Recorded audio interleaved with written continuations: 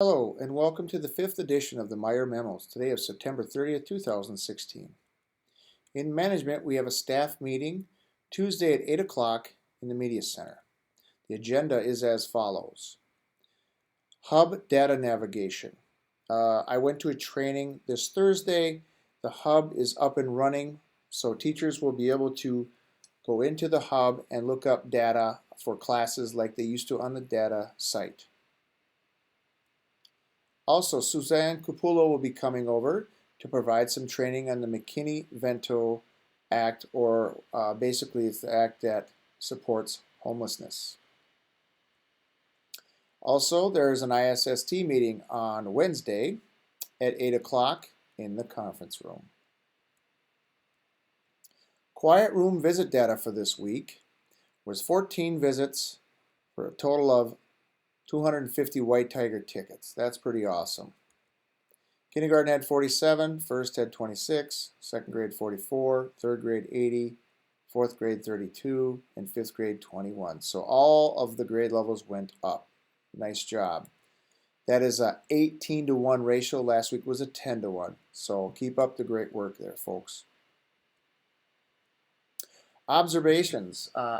You probably noticed me coming into the classrooms. I'm really excited to do that. I saw some really cool things that teachers were doing.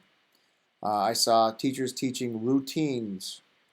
I observed specific feedback, and it was timely. For example, I remember going into a few classrooms where the teachers would say they'd run round one for their reading, guided reading, and they would pull the kids back and they would say, now what did you notice? Who was working here? And they went over all those routines, and the kids are getting it. So it was very good teaching, and I thank you for that. Monitoring, something important that we need to do, and we're struggling a little bit. Staff, it's so important that we're there on time in the lunchroom monitoring. We can't be sitting down or walking and talking to our colleagues. We need to move around and help monitor the kids. The lunchroom's been pretty loud. I've been working behind the scenes to try to help that and also to speed up the lunch line. Secondly, recess. Second recess is important that teachers spread out, because we're getting kids that are getting hurt a little bit. And I'm not saying that's because the teachers aren't monitoring, but it just can make a big difference when teachers are observing and watching. And lastly, dismissal time. Folks, we need to have people out at dismissal time outside. So when you have your grade level split up, some people are in the hallways, some people are in the gym, and some people are outside. We need to have people there. Also, it's important that when you are there, that you are monitoring. In the gym, at times, we have some people standing there talking to their friends, and I get that. But let's do that after the kids are gone, because that's when kids can get hurt. So I'm asking and telling people that we need to be more observant and on time with that, so that we can help make sure the kids are safe. Because in the end, that's all we're out. We're trying to make sure that the kids are safe. And lastly, if you have any little ones that are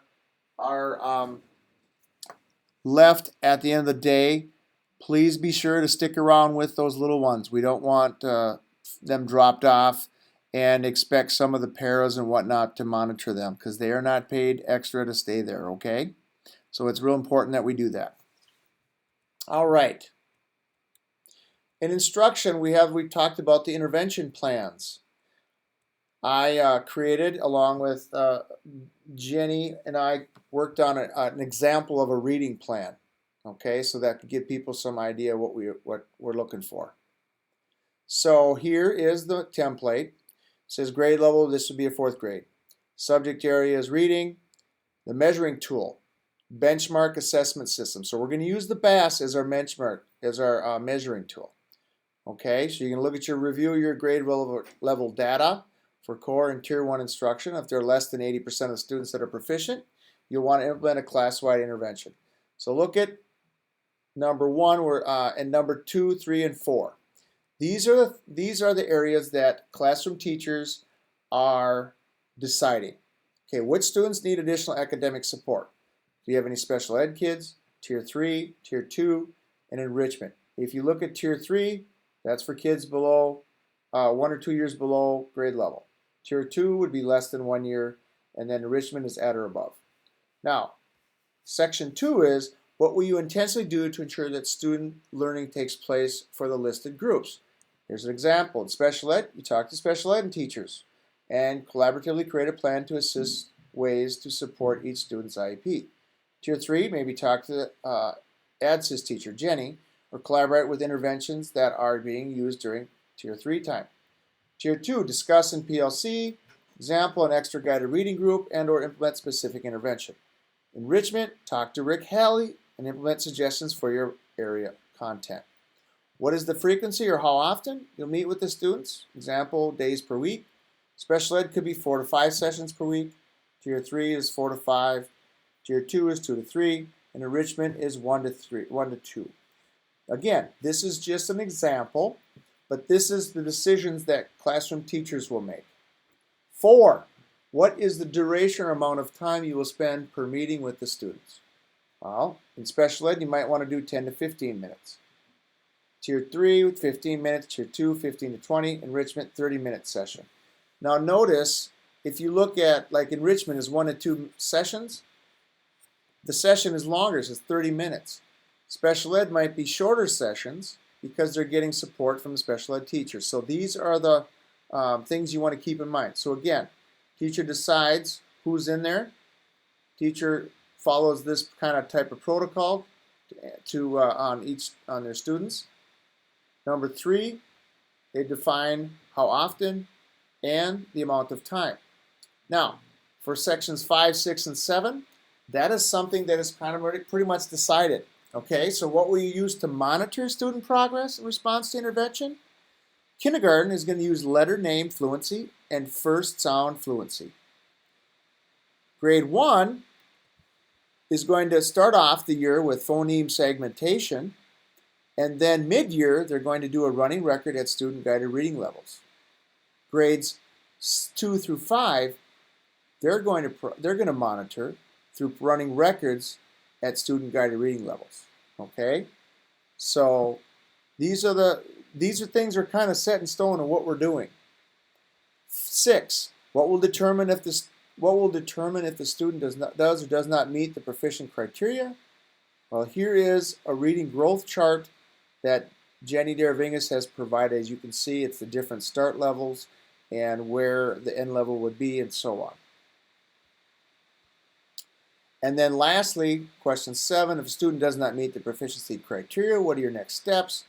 Complete the ERTI materials. So this is the template. Steps 1, 2, 3, 4, teams or teachers are deciding. Steps 5, 6, and 7 is pretty much decided for you based on what we're expecting from the district and whatnot. Okay? Next, oops, sorry about that.